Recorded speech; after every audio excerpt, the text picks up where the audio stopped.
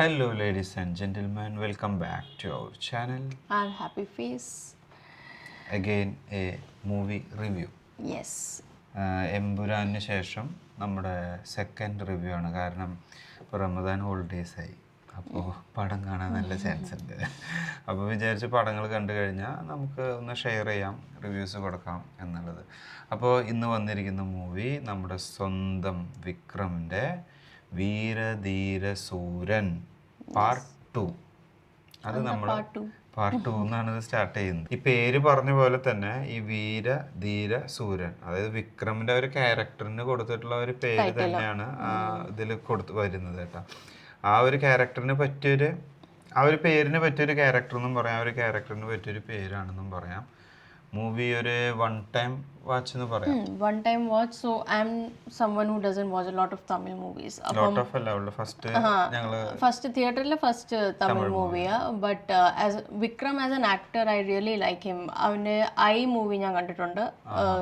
So I love his acting and everything. So Vikram ശരിക്കും പടത്തില് ശരിക്കും ഉഷാറായിട്ടുണ്ട്. നമ്മൾ വിചാരിച്ച പോലത്തെ റേഞ്ചിലല്ല വിക്രം വന്നിരിക്കുന്നത്. നമ്മളെല്ലാ വിക്രം മൂവിയിൽ നിന്ന് എന്താണ് എക്സ്പെക്ട് ചെയ്യുന്നത്, ആ ഒരു സാധനം ഈ മൂവിയിൽ അവർക്ക് കൊണ്ടുവരാൻ പറ്റിയിട്ടുണ്ട്. അത് എനിക്ക് തോന്നുന്നു അതിൽ ഒരു ശരിക്കും വിജയിച്ചിട്ടുണ്ട്. അത് വിക്രം അങ്ങനെയാണ്.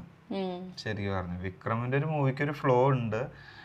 പക്ഷേ കുറച്ച് നാളായിട്ട് നമ്മൾ എക്സ്പെക്ട് ചെയ്തിരുന്ന ഒരു വിക്രം മൂവി ഉണ്ട്, അത് ആ ഒരു റേഞ്ചിലേക്ക് എത്തിയിട്ടില്ല എന്നും പറയാം.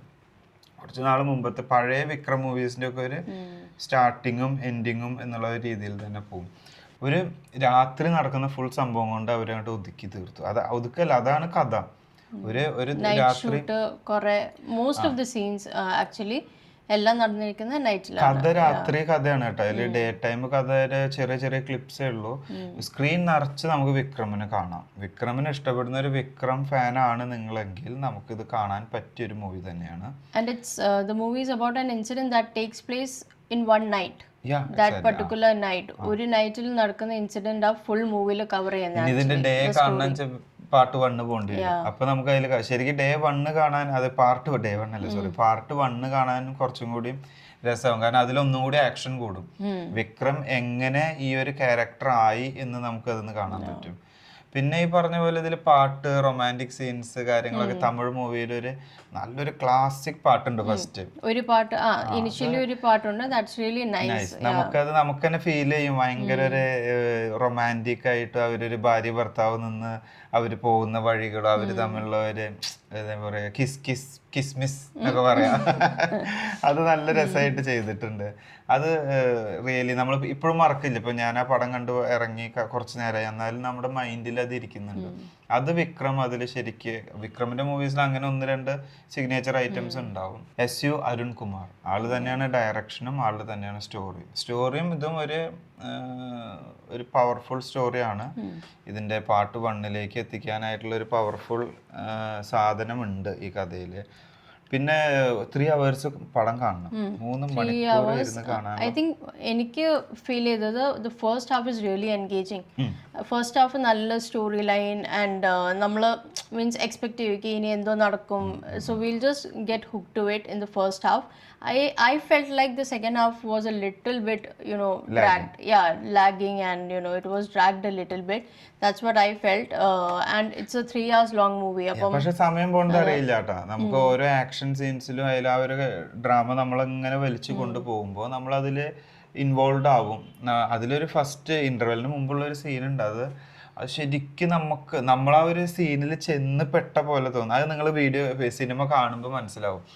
ഒരു വില്ലനെ, അതായത് ഇവരുടെ ഓപ്പോസിറ്റ് ടീമിനെ ഇവർ ഇല്ലാതാക്കാൻ വേണ്ടി ചെയ്യുന്ന ഒരു പ്ലാനിങ് ഉണ്ട്. അതിലുണ്ടാവുന്ന കാര്യങ്ങളൊക്കെ അത് ശരിക്കും ഞാൻ തലയിൽ കൈവച്ചു. അത് സംഭവിച്ച നേരത്തെ എന്തുണ്ടാവാൻ പോണെന്നുള്ള രീതിയിൽ. അപ്പോൾ അങ്ങനെ കുറച്ച് നമ്മളതിലേക്ക് വലിച്ചു കൊണ്ടുപോകുന്ന ഒരു സീനുണ്ട്. ഒരു സീനല്ല, പല സീനുകളും ഉണ്ട്. എന്തായാലും ഒരു വൺ ടൈം വാച്ച് മൂവി എന്ന് പറയാം. പിന്നെ നമ്മളിതിലേ പറയുന്ന പോലെ ഓരോ ക്യാരക്ടേഴ്സും സൂപ്പറായിട്ട് തന്നെ വന്നിട്ടുണ്ട്. നമ്മുടെ സുരാജ് അഭിനയിച്ചിട്ടുണ്ട്. സുരാജിന്റെ ഒരു ക്യാരക്ടർ പക്ഷെ നല്ലൊരു നല്ല ക്യാരക്ടർ സുരാജ്. ശരിക്ക് സുരാജ്, വിക്രം, പിന്നെ അതില് വേറൊരു വില്ലനുണ്ട് സൂര്യ. അയാളൊക്കെ അഭിനയിച്ചാണ്ട് മരിക്കാണ്. ആ എസ് ജെ സൂര്യയുടെ പല ക്യാരക്ടേഴ്സും നമുക്കും ആളോട് ദേഷ്യം തോന്നുന്ന ഒരു ക്യാരക്ടറായിട്ടാണ് തോന്നുന്നത് എല്ലാ പടത്തിലും. അത് അയാളുടെ അഭിനയമാണ്, ആളൊക്കെ ശരിക്കും അഭിനയിക്കാണ്. സുരാജിന്റെ അഭിനയവും കാര്യങ്ങളൊക്കെ നമുക്ക് കാണുമ്പോൾ സുരാജ് വേറെ റേഞ്ച് എത്തി.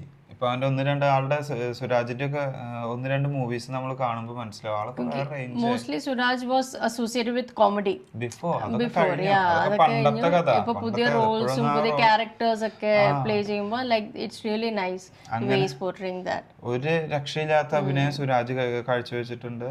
പിന്നെ എസ് ജെ സൂര്യ ആളും സൂപ്പർ ക്യാരക്ടർ ആയിട്ടുണ്ട്. പിന്നെ വിക്രം സാർ കെട്ടുന്ന അഭിനയിച്ച് പൊലിപ്പിക്കുകയാണ്.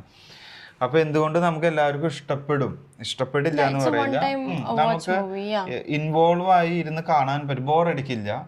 നമ്മുടെ ഈ പറഞ്ഞ പോലെ പൈസ പോവില്ല, നമ്മളതിൽ ഇൻവോൾവ് ആവും.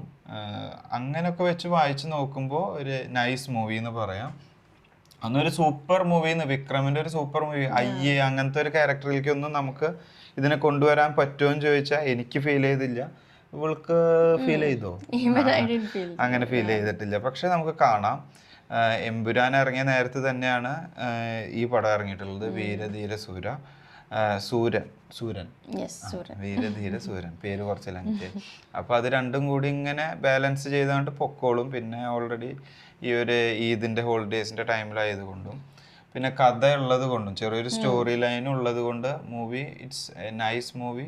ഫസ്റ്റ് വരുമ്പോഴാണ് നമുക്ക് ഇനി വിക്രമിനെ ശരിക്ക് കാണാനുള്ളത്.